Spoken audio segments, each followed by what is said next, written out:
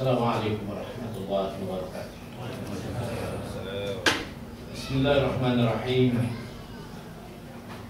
Alhamdulillahil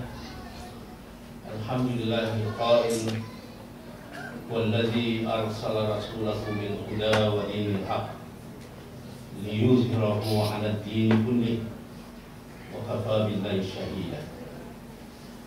Wa nusalli wa nusallimu ala rasulihil karim al-mab'us rahmatan lil alamin. Salatan wa salaman daiman mutalazimain. Allahumma salli ala sayyidina Muhammad wa ala alihi wa sahbihi wa man tabi'a bi ihsan ila yaumiddin.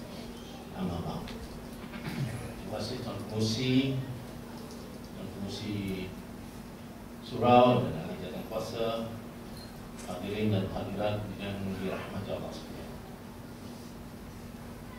Pertamanya saya bersyukur kepada Allah SWT karena dapat diizinkan sampai ke surau ini yang memang baru saya teringat saya pernah sampai, dan saya banyak terima kasih di atas surau yang menyusun Maulid Rasul untuk tahun ini dan mengadakan suatu ceramah. Mari sama-sama kita merapatkan kesyukuran setulus dan seikhlasnya kepada Allah Subhanahu Wa Taala kerana kita diketemukan lagi untuk menyambut Maulid Rasul yang menjadi kelazim. Memang wajar walaupun ada orang menyebut tidak ada perayaan Maulid Rasul zaman Rasul, tetapi ulama semua bersepakat bahawa tidak salah kita menyambutnya dengan niat untuk memperingatkan seluruh kaum muslimin agar menghayati kepentingan kita mengingatkan tentang Rasulullah SAW dalam kehidupan. Kalau sekadar untuk menyambut hari kelahirannya barangkali tidak banyak makna. Tetapi kalau niat kita adalah untuk mengingatkan kepada kita bahawa penting Rasulullah SAW itu diikuti, diteladani, dicontohi, perjuangannya diwarisi, maka itu sangat wajar dan sepatutnya dibuat bukan hanya menunggu tarikh kelahirannya, tetapi setiap masa.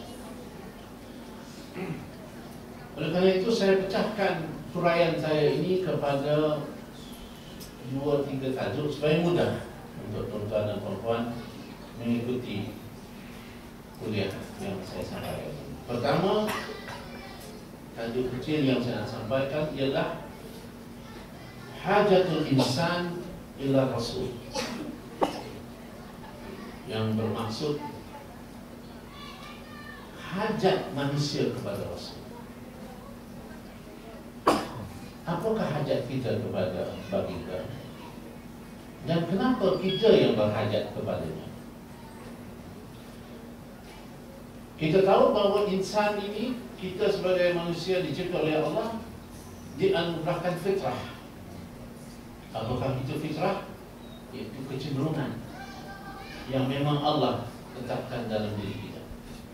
Apakah kecenderungan yang ada pada kita?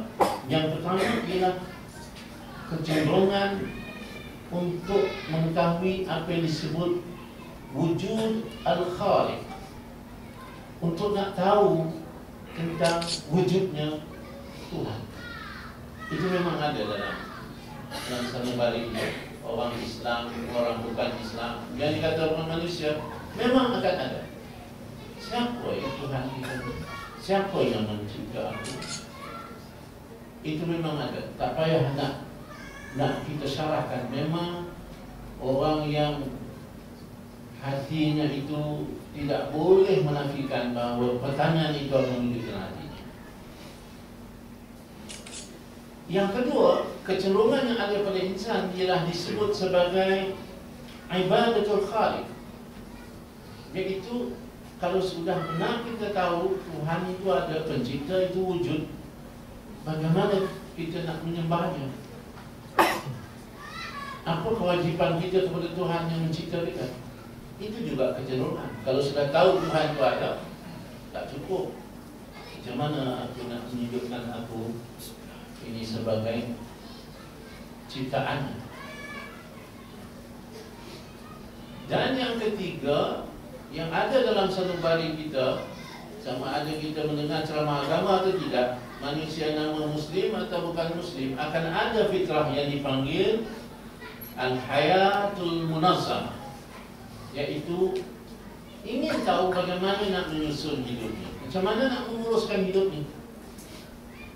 Makan minum kita, bergaul kita, berumah tangga kita, bercari makan kita, itu macam kita nak wujud dalam masyarakat, kita nak wujud dalam negara, kita nak urusan perniagaan, kita nak apa saja. Macam mana kita nak buat? Apakah kita boleh pakai akal gitu saja pun, ataupun kena ada sistem? Jadi pertanyaan itu ada dalam benak kita. Saya ulangi, al-insan fitrah itu ada 3 yang akan cenderung untuk kita tanya. Siapa Tuhan kita? Bagaimana nak menyembahnya? Bagaimana nak mengatur kehidupan? Dengan sebab itulah maka timbul yang dipanggil Hidayatul Rasul, petunjuk daripada Rasul. Maka Rasul dihadirkan adalah kerana dia yang memberikan kepada kita hidayah. Dia yang menunjukkan Tuhan kamu ialah Allah, Allahus Samad. Cara beribadah kepadanya, menundukkan diri kamu kepadanya ialah caranya begini: mengucap 2 kalimah syahadah, melaksanakan salat, menunaikan zakat. Ditunjuk Rasulullah yang menunjukkan cara. Dan Rasulullah juga berikan hidayah kepada kita bagaimana kita nak menguruskan kehidupan kita yang saya sebut tadi, berkeluarga, berjiran tetangga, bermasyarakat, bernegara, berniaga, apa saja. Maka sebab itulah dengan didatangkan Rasul, hajat kita dipenuhi. Kalau tidak didatangkan Rasul, kita dalam kegelapan. Kita akan meraba-raba. Kita tidak akan kenal, kita tidak akan ada yang dipanggil ma'rifatul khaliq. Tak kenal siapa pencipta kita. Kita tidak akan kenal apa yang dipanggil minhajul hayat, macam mana nak mengatur kehidupan. Tapi bila Allah hantar Rasul, maka hajat kita yang fitrah tadi terpenuhi. Dan kalau kita ikuti itu, maka jadilah segala perbuatan kita itu sebagai ibadatus sahihah. Dan ibadatus sahihah ni maknanya teraturlah hidup kita. Tahulah bahawa makan minum kita, pakai kita, bergerak kita, diam kita, tidur kita, berjalan kita, bercakap kita, itu semua akan jadi ibadat kerana Rasulullah mengajar kita. Jadi tuan-tuan dan puan-puan, besar sekali hajat kita kepada Rasul. Sebab itu pemergiannya menyebabkan Bilal bin Rabah. Sebab bila Rasulullah wafat, azan yang pertama ialah azan Zuhur. Orang semua tidak berani untuk tampil depan untuk melafazkan azan waktu itu, kerana masing-masing tahu kehilangan Rasul itu yang tidak ada tandingannya. Sampai kalau Allah mengatakan, aku akan ambil 2 nyawa antara kamu dengan Rasul, pasti sahabat-sahabat kita itu akan bersedia mengatakan, ambil nyawaku, jangan ambil nyawa Rasul. Demikian hebatnya. Bila azan dikumandangkan oleh Bilal bin Rabah radhiyallahu anhu, Allahu Akbar, Allahu Akbar, orang masih sampai disebut yang kedua, asyhadu an la ilaha illallah Masih. Kemudian Bilal berhenti lama. Orang sampai terpandang-pandang pasal apa Bilal berhenti tidak meneruskan. Karena Bilal Ibn Rabah tidak sanggup nak menyebut asyhadu anna Muhammad Rasulullah. Sebab sebut Muhammad Rasulullah, dia sudah tidak ingat benda yang lain. Kerana terlalu cinta kepada Rasulullah, kehilangannya itu tidak dapat dia terima. Nah, kalau sahabat-sahabat menunjukkan hajatnya kepada Rasul sedemikian, mari kita bertanya pada diri kita, adakah sedetik kita rasa bahawa ketidakhadiran Rasulullah SAW dalam kehidupan kita ini, dari segi kita tidak ingat kepada dia, kita tidak selawat kepada dia, ada tidak terdetik rasa bersalah? Ya Allah, hari ini aku tak selawat langsung. Ada tidak kita terdetik rasa bersalah? Dan kalau benar kita bersalah, adakah kita menghukum diri kita? Hari ini aku tak berselawat sama sekali. Nanti saya akan ceritakan kepada tuan-tuan dan puan kisah seorang Hindu yang cinta kepada Rasulullah. Luar biasa kisah. Ini kisah betul. Saya akan sebut itu nanti. Tapi mari saya pergi kepada bab yang kedua daripada bab yang pertama tadi. Hajatul insan ila Rasul, hajat manusia kepada Rasul. Yang kedua yang saya akan bicarakan ialah ta'rifur Rasul. Ta'rif Rasul. Apakah ta'rif Rasul? Bila orang tanya Rasul ni siapa? Mari saya ajarkan, kena hafal ya. Pasal dia punya ayat ni tak panjang, bukan ayat Quran. Ayat ta'rif Rasul mengikut kitab. Ta'rifnya ialah Rasul Ar-Rajulul Mustafa, mursalu minallah, birrisalati ila nas. Ada 4 kalimat. Kalau orang bertanya ta'rif Rasul apa? 4.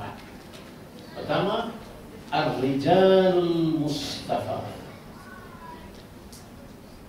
yaitu lelaki yang dimuliakan. Mustafa itu bermakna mulia. Bermula dengan seorang Rasul itu ialah seorang insan yang ada watak, seorang insan yang ada, yang bahasa Inggeris dia panggil karakter, ada saksiyah. Sebab itu dia dimulakan. Seorang lelaki yang dipelihara oleh Allah, sebab itu dia mulia. Baik, dari ta'rif itu tuan-tuan, mari kita mengambil ibrah. Rasulullah SAW itu dipelihara, sebab itu dipanggil ummi. Tidak ada dosa. Tetapi dalam keadaan tidak ada dosa, dia tetap beribadat lebih daripada sesiapa. Tidak ada manusia yang sehebat beribadat kepada Allah melainkan Muhammad ibn Abdullah sallallahu alaihi wasallam. Padahal dia maksum. Pelik kan? Orang yang maksum buat apa lagi? Relax je lah. Tapi tidak. Kita faham kisahnya Aisyah. Ditanya oleh mentanya kepada Rasulullah, kenapalah tahajud lama sangat sampai bengkak-bengkak kaki. Rasulullah menjawabkan simple, plain and simple. Aku adalah hamba. Apakah tidak wajar aku laksanakan ibadah kepada-Mu? Nah, sekarang saya tanya kepada tuan-tuan, apa makna hamba? Apa makna hamba? Abd. Ada 2 istilah yang saya nak syarahkan. Satu nama abd, yang satu lagi nama khadam. Abd ialah hamba, khadam ialah orang yang menerima upah. Kalau saya bekerja pukul 8, saya habis pukul 5, Masa antara pukul 8 dan pukul 5 itu hak majikan kat atas saya. Kontraknya saya kena buat kerja begini, pukul 5 habis. Lepas pukul 5 itu hak saya. Kalau nak suruh saya kerja juga, bayar overtime. Itu namanya khadam. Orang yang bekerja kuat menjadi sampai majikannya kata ini khadam yang bagus, maka dia akan memberi sijil. Sijil itu namanya sijil khidmat cemerlang. Betul kan? Siapa yang kerja kerjaan? Dapat tak sijil khidmat cemerlang? Kan? Kalau ini betul pengarah kata, dia, pasal dia kerja bagus, kita pakai sijil khidmat cemerlang. Khidmat itu datang daripada perkataan khadam. Siapa hendak sijil yang diberi nama sijil khadam cemerlang? Tak pernah. Tidak, bodoh. Jadi ditukar namanya sijil khidmat. Oh, nak sikit. Padahal khadam. Apa beza khadam dengan hamba? Bezanya ialah kalau khadam dia bukan milik tuan. Tapi kalau hamba, dia milik tuan. Tuannya memiliki dia semuanya sampai dia tak ada hak langsung.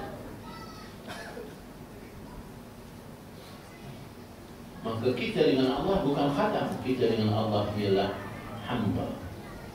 Karena tidak ada apa yang kita punya. Mata Allah punya, telinga Allah punya, lidah Allah punya, tangan Allah punya, kaki Allah punya, perut Allah punya. Kamu boleh buat sesuka hati terhadap semua ini? Tak boleh, kerana ini hak Allah. Maka apa yang berlaku? Jangan kamu memudaratkan diri. Bila kamu memudaratkan badan kamu, kamu telah mengkhianati. Itu bukan badan kamu, itu badan milik Allah. Allah pinjamkan saja. Macam mana kamu boleh merosakkan badan kamu? Apa cara kamu merosakkan badan kamu? Merokok. Benar. Saya nak kena macam mana? Ada seorang juga lah saya. Merokok itu memudarat diri. Nah, rosak diri itu, badan itu bukan milik kamu, itu milik Allah. Maka Ar-Rajulul Mustafa, Allah nak menunjukkan bahawa Rasul itu seorang hamba yang sangat mulia. Dilanjut lagi, Mursalu minallah, dia adalah Rasul yang diutus oleh Allah. Sebab itu kita sebut asyhadu an la ilaha illallah wa asyhadu anna Muhammadan abduhu wa rasuluh. Sebut hamba itu penting tuan-tuan kita faham. Kenapa disebut hamba? Kenapa kata disebut asyhadu an la ilaha illallah wa asyhadu anna Muhammadan Rasulullah? Tapi kita diajar Muhammadan abduhu wa rasuluh. Kenapa ditekan hamba? Kerana ingat, dia adalah hamba Allah yang dipilih. Dalam banyak-banyak hamba ini, dia dipilih. Dan dia dipilih sebagai Rasul. Allah pilih tuan-tuan, bukan dia pilih diri dia sendiri. Ada seorang cikgu di Malaysia ni, dia pilih diri sendiri. Dia kata dia Nabi. Lepas tu baru-baru ni masuk mahkamah, letak jawatan sebagai Nabi. Semua dia letak jawatan tak tak. Mursalun minallah. 2, 3 2. Bil risalah. Dia adalah Rasul datang yang diutus oleh Allah dengan risalah.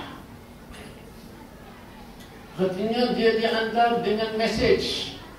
Dan message itu namanya Ad-Dinul Islam. Kena faham tu. Alif, Lam, Dal, Ya, Nun. Ad-Din. Dia bukan sebut Dinul Islam, dia sebut Ad-Dinul Islam. Kenapa ada alif lam? Kalau ada orang mengaji Arab, mengaji kitab, pasal apa alif lam? Maksudnya begini, itu rumah. Okey. Tapi kalau kita kata itu rumah saya, maka dia ada kelainan. Kalau kata rumah, ya rumah, tapi tak tahu siapa punya. Tapi kalau saya kata itu rumah saya, sudah mengikat. Jadi kalau din, orang kata dia, orang kata Nasara pun din, Yahudi pun din, dan juga Hindu pun orang kata din, agama. Tapi dalam Islam disebut ad-din, satu-satunya agama. Agama yang lain tak terima. Sebab itu kita baca dalam bilik kita lepas semayang apa dia? Inna dina indallahil Islam. Inna dina, sesungguhnya satu-satunya agama ialah Islam dan tidak ada yang lain. Jangan cari yang lain, jangan pokok tambah. Ad-din, risalahnya ialah ad-dinul Islam. Tuan-tuan dan puan, Islam ini yang dibawa oleh Rasul ini maha hebat. Ada 3 ciri. Pertama ialah Al-Islam Sumulil makan, iaitu Islam itu boleh dipakai di mana-mana pun. Kamu di pejabat, Islam boleh digunakan. Kamu di pasar, Islam boleh digunakan. Kamu di rumah, Islam boleh digunakan. Kamu di surau, Islam boleh digunakan. Kamu di masjid, Islam boleh digunakan. Kamu di Dewan Undangan Negeri, Islam boleh digunakan. Kamu di parlimen, Islam boleh digunakan. Tidak ada yang mengatakan Islam ni kita takat di surau, masjid, sudahlah. Sebab itu kalau kita masuk ke masjid, orang kata cakap elok sikit kan, kita duduk dalam masjid. Oh, Islam ni untuk dalam masjid saja. Di luar masjid, itu orang panggil itu freestyle. Jadi cakap benarnya kalau cuma di masjid, di surau tak boleh. Kerana Islam tak pakai semua. Islam di Madinah, Islam di Jakarta, Islam di New York, Islam di Jeddah, Islam di Mekah, Islam di Yokohama, Islam di mana saja. Yang kedua, risalah ini yang dibawa oleh Rasulullah SAW adalah Islam syumulil zaman, iaitu Islam itu boleh digunakan pada semua zaman. 1435 tahun yang lalu Islam terpakai, sekarang Islam terpakai. Zaman Rasulullah SAW terpakai, zaman yang disebut zaman sekarang, abad ke-21, Islam terpakai. Bila-bila masa saja. Jadi jangan orang sebut, oh tak boleh lah, itu zaman Nabi itu zaman unta. Tak boleh kita pakai sekarang, kita kan zaman proton.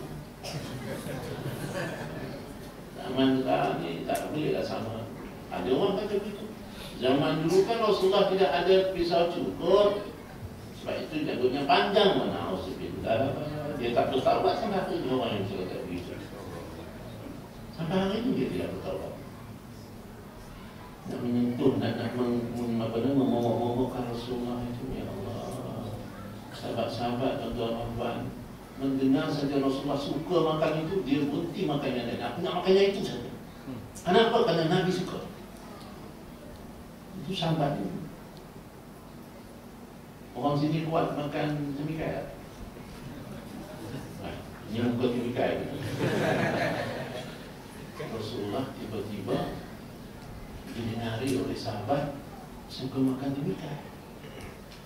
Ya. Ada sahabat ini pegang cemikai tak makan. Pegang dia. Jadi sahabat-sahabat yang lain tanya, kamu ni apa? Kan Rasulullah suka makan cemikai, kenapa tak makan? Ada masalah. Kenapa? Aku nak tunggu, nak tengok macam mana cara dia makan cemikai. Allah, lahat bilang, apa? Enggak. Macam mana Rasulullah potong macam ni ke? Rasulullah punya macam mana? Rasulullah pegang macam mana? Allah. Sampai begitu sahabat-sahabat yang Rasulullah SAW. Berbaris solat. Tiba-tiba Rasulullah sebelum solat tengok daripada hujung sana ke hujung sini. Bagaimana safnya? Rapi, lurus, rapat. Rasulullah pergi dari hujung sana pegang anak panah. Jalan terus, pastikan rapat. Sampai seorang sahabat jadi PJK, perut jauh ke depan. Jadi tak lurus. Rasulullah pukul perutnya. Nah, sudah betul. Solat semua. Habis solat, sahabat dipanggil, ya Rasulullah, aku menuntut qiyas ke atas kami. Apa nama? Kisos. Kisos. Apa dia? Sahabat semua bertengok. Apa dia? Tadi engkau telah pukul perutku. Aku minta untuk pukul balas. Sahabat-sahabat kata dia ni nak hidup lagi ke tak? Berani kamu. Rasulullah kata, silakan. Nah, anak ambil kata panas, pukul aku. Sahabat-sahabat sudah untuk letak marah. Bila nak pukul, sahabat kata yang nak pukul Rasulullah, tak boleh ya Rasulullah. Kerana ketika engkau pukul aku tadi di perutku tidak berlapis dengan baju, kena pada isiku, maka aku nak pukul balas kepada isimu, perut engkau ya Rasulullah. Sayyidina Umar sudah keluar pedang. Kamu nak cantas kepala atas atau kepala bawah? Semua. Berani kamu. Rasulullah kata jangan, biarkan ini bahaya. Jadi Rasulullah buka baju. Bila buka, orang lain sudah mengeluhkan nak tengok macam mana terjadi. Sahabat ini terus membuang anak panah, lalu didapatnya ke Rasulullah. Dia kata inilah peluang aku untuk kulitku bertemu dengan badan yang mulia ini ya Rasulullah. Aku tidak ada peluang lagi. Ini ya. Nah, ya Allah. Ini ada Rasulullah tiba-tiba di zaman ini kita boleh kata lebih kurang janggutnya, jubahnya. Bila kita pakai jubah nak ikut sunnah Rasul, kata Allah itu adalah tradisi Arab. Ada Rasulullah telah memberikan kepada kita alamat tentang apa yang dipakai itu adalah sunnah. Kalau kamu dah tak mau pakai, dasar kamu. Yang kamu merendah-rendahkan orang pakai ini kenapa? Kamu pakai jeans, pakai Levi's, kamu tak komplain. Jadi demikian tuan-tuan puan, disebut syumul zaman. Yang ketiga, syumul minhaj, iaitu Islam dibawa oleh Rasulullah SAW itu punya peraturan. Dia tak boleh kita buat Islam, laksana Islam ikut suka kita. Kalau solat, ya lima waktu. Dan ada solat nafilahnya begini, solat qabliyah begini, solat ba'diyah begini. Kalau nak ke haji begini rukunnya, diatur semua. Jadi Islam ni tak boleh kita pandai-pandai. Dia mengatur caranya. Baru dapat kesan daripada Islam itu macam mana begitu baik sehingga boleh memberi kesan kepada diri kita dan masyarakat. Jangan komplain, kenapa Islam tapi kok jadi teruk? Amin. Saya ni tak sihat tuan. Ini ceramahnya tak berhenti. Seminggu ni pagi malam, pagi petang malam, pagi petang malam. Dekat dengan rumah. Isteri saya baru beri saya naik pangkat. Dulu dia panggil saya suami tas induk. Sekarang rupanya lagi program lagi dekat. Dia panggil suami smart tech dengan babat. Cuma sahaja. Dia tak balik, tak balik balik. Bagi Rasul saja, pening dia.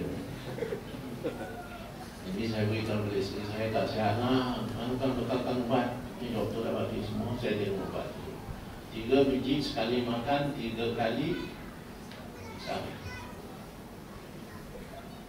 Okey, saya pun ambil, saya kata kepada isteri saya, beginilah ya, aku ni rasanya baru program padat, banyak. Ini nak sembuh, saya dah kesian kawan-kawan dah tarikh dah ada, kalau patah kesian kawan-kawan. Jadi pastikan cepat sihat. Doktor kata 3 biji, saya pedal 5 biji. Isteri saya tanya, kenapa pedal 5 biji? Supaya cepat sihat. Nak cari mampus. Doktor kata 3 biji, jangan pandai-pandai. Jadi demikian kita dengan Islam. Allah kata begitu, jangan pandai-pandai campur. Inna dinal Islam, hanya sesatunya agama di sisi Allah adalah Islam. Berhenti. Pergi tambah-tambah Islam teror, Islam fundamentalist, Islam progresif, Islam militant, Islam dari. Oh, ada kan? Macam lagi anak muridnya.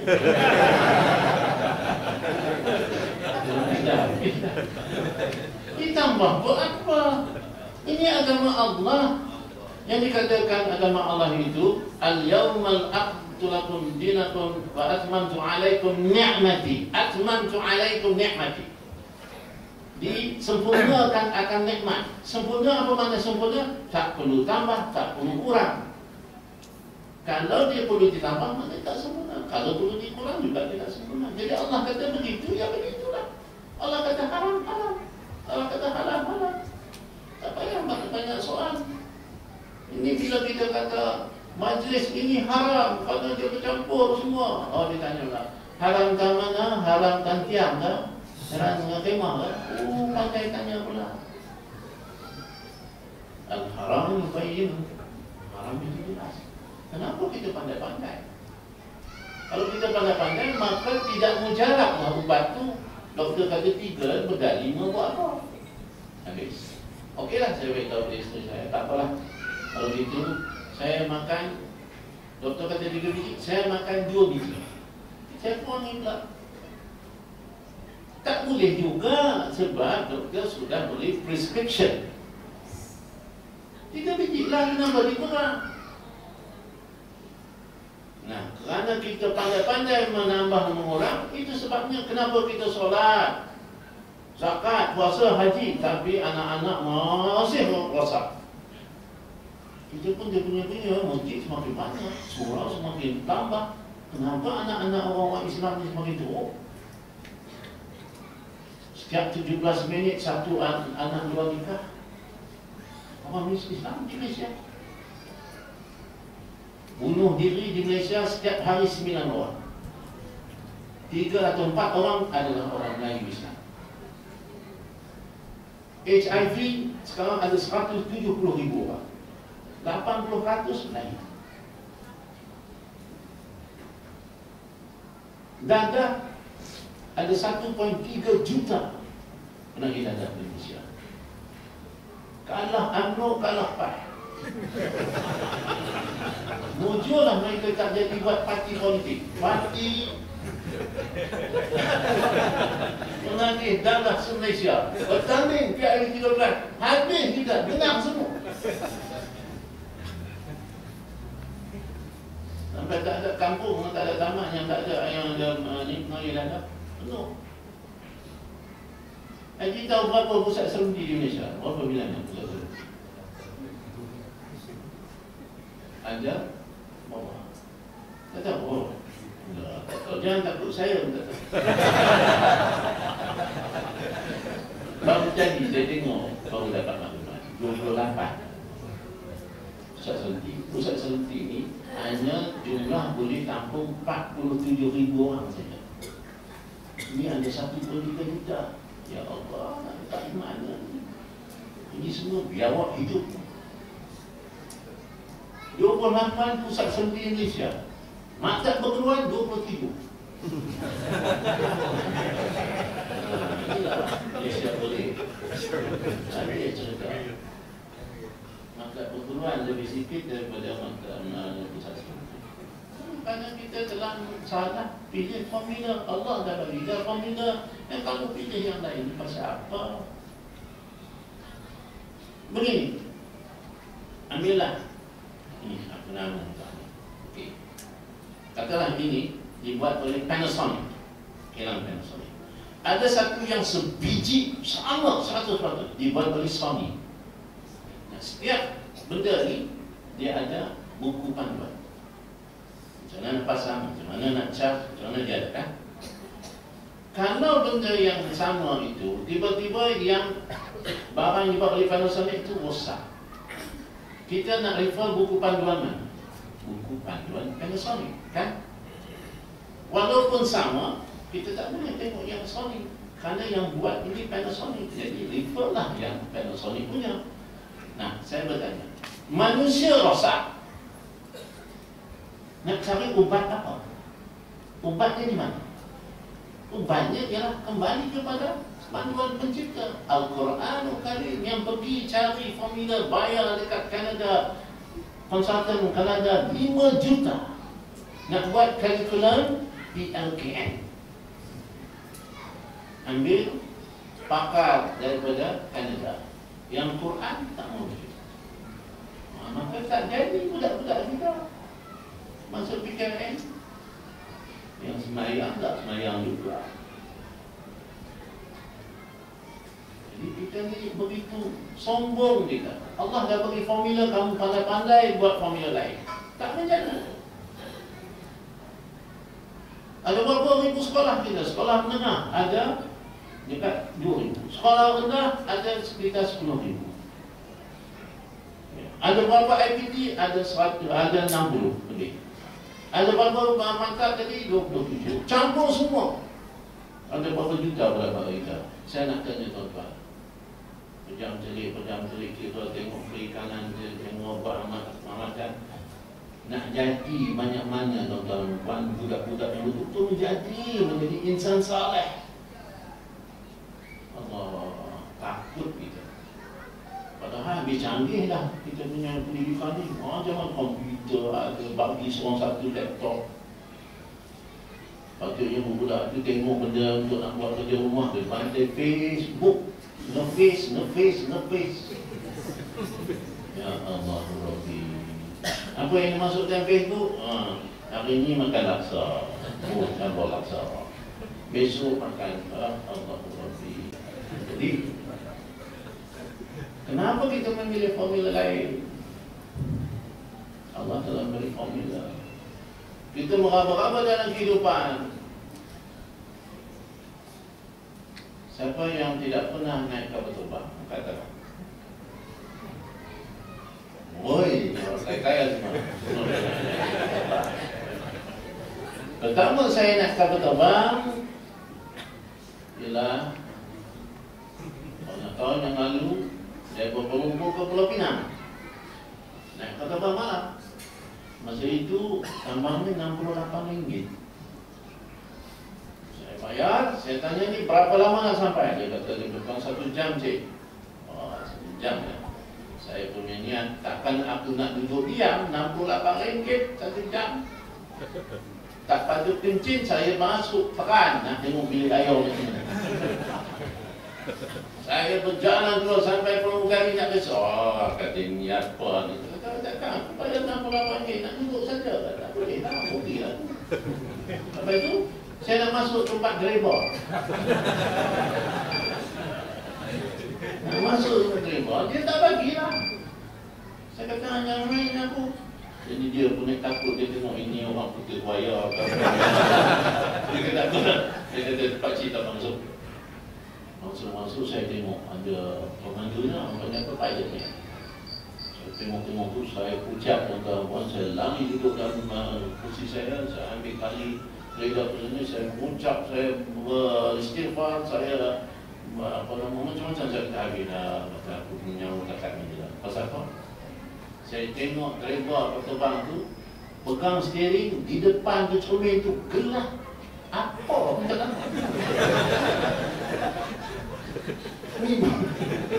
Ni bawa apa ni nak kata aku?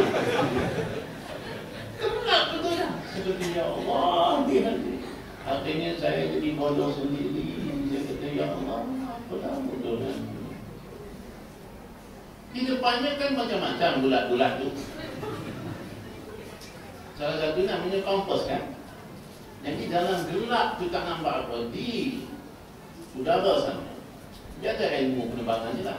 Dia Kuala Lumpur ke Pulau Pinang. Darjahnya, jarumnya mesti sekali ada. Kalau nampak dia lari sikit, betul balik. Lari sikit, betul balik. Supaya dia akan tepat sampai Penang. Dalam gelap boleh sampai tepat ke Penang.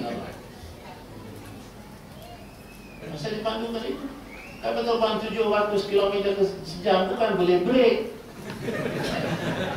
Macam oh dia sedap, sampai India lah, tolong amat. Dia kan tengok kompos, dia tengok dia sampai. Demikianlah kita dengan Al-Quran. Ya Allah, kita letak di mana Al-Quran ini? Di depan atau di belakang? Al-Quran adalah kompas. Kita menjalani hidup dengan meraba-raba, nak makan apa, nak menjual beli macam mana, menuntut ilmu macam mana, kita nak memilih pemimpin macam mana, kita nak mengurus negara macam mana. Allah beri panduan. Ikut jarum dia. Kalau kamu akan lari, betul kan? Berdasarkan Al-Quran. Nah, malamnya kita terdapat begitu. Kita cuma baca saja Quran. Dapat pahala bukan tak dapat. Tapi Al-Quran itu bukan tujuan juga itu. Tujuannya apa? Hudal lil muttaqin, petunjuk kepada orang yang bertakwa. Nah, maka saya ingin pergi kepada tajuk saya yang ketiga, ialah disebut sebagai tajuk yang terakhir mengenai Rasul ini, ialah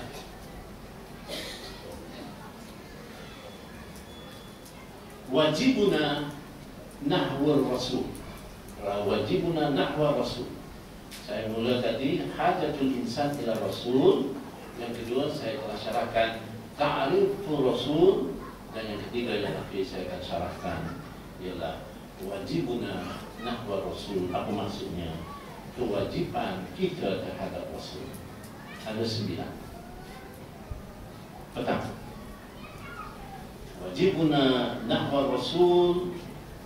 Yang pertama ialah al-iman bih, beriman kepadanya. Itu jadi rukun bagi kita.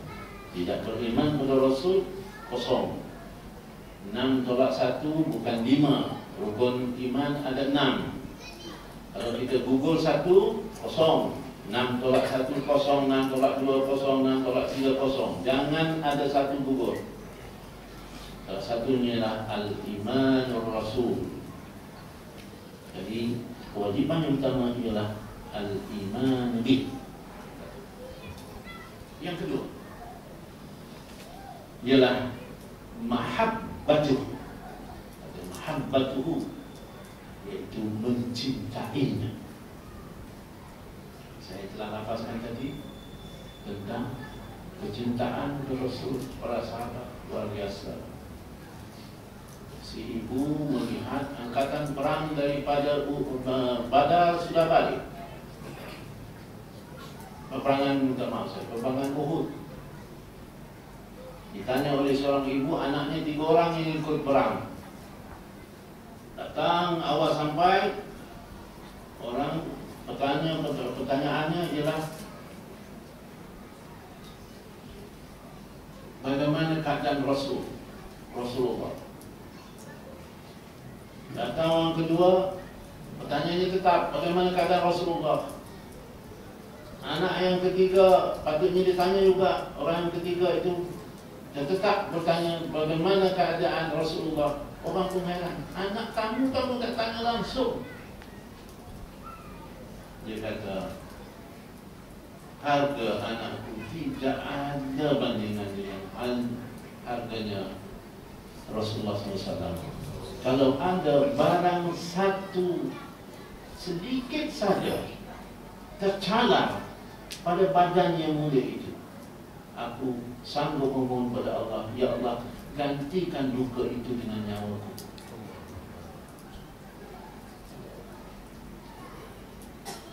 Semangat perjuangan jihadnya luar biasa, cinta pada Rasulullah. Saya ke Gaza, tiap kali saya jumpa ibu-ibu di sana itu hebat dia, orang-orang Gaza ni. Diorang berkenalan, kalau berkenalan bertaaruf itu ini dalam satu halaqah. Dia bertaaruf, berkenal diri. Disebut Ana Fatimah, Ana Mudarrisah, Ana Fatimah, saya guru. Dia tidak akan sebut begitu, dia sebut Ana Fatimah, Ana Hafizah. Kemudian dia sebut Ana Tabibah, Ana Doktor. Seorang lagi pun begitu juga, Ana Aisyah, Ana Hafizah. Kami yang Malaysia ni seorang Hafizah. Dia sampai tak saya mula-mula keluar. Aku jawab, saya berkata, Ana Azmi, Ana Hafiz. Kalau betul-betul kita cakap Azmi Hafiz. Ana Hafiz Tariq di Malaysia. Saya penghafal jalan-jalan di Malaysia. Hati juga.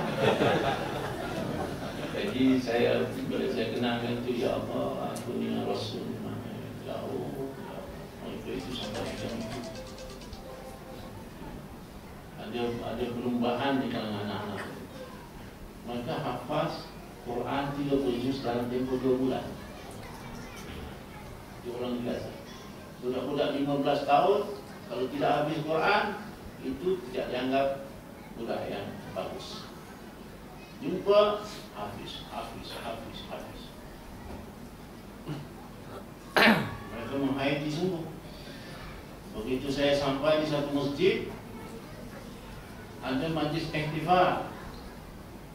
Yang Tuan yang mulia, terima kasih datang menjemput kami. Kebetulan ada majlis ihtifal.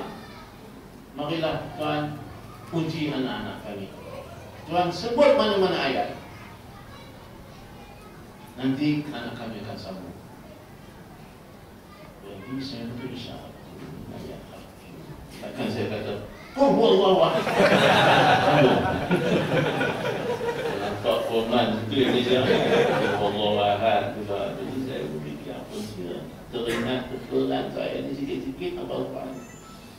Okey. Innal muslimina wal muslimat wal mu'minina wal mu'minat wal qanitina wal qanitat. Sambung. Ya Allah, mereka sambung tuan-tuan dan puan dengan qiraatnya. Ya Allah, saya naik dulu rumah saya budak-budak. Kebetulan Ustaz Abdul Ghani dengan saya, Ustaz Ghani tembuk satu ayat Ustaz. Maka mereka sambung, Ustaz aku sebut, mereka sambung. Lepas tu Dr. Badrul Amin kebetulan bersama rombongan saya. Dia pun Ustaz sila, Bu. Dia baca lancar. Lepas tu budak semua datang, Tuan, sekarang giliran kami.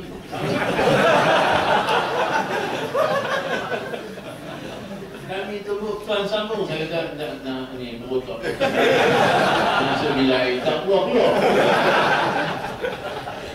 Itulah kualiti orang Islam. Yang ketiga, kewajiban kita kepada Rasul ialah ta'zimuhu, iaitu menta'zimkan dia, memuliakan dia. Rasulullah tidak perlu hadir fizikal kerana tak mungkin, tetapi kita rasa kehadiran Rasulullah. Kami mesti memuliakan mana-mana majlis yang menyebut namanya.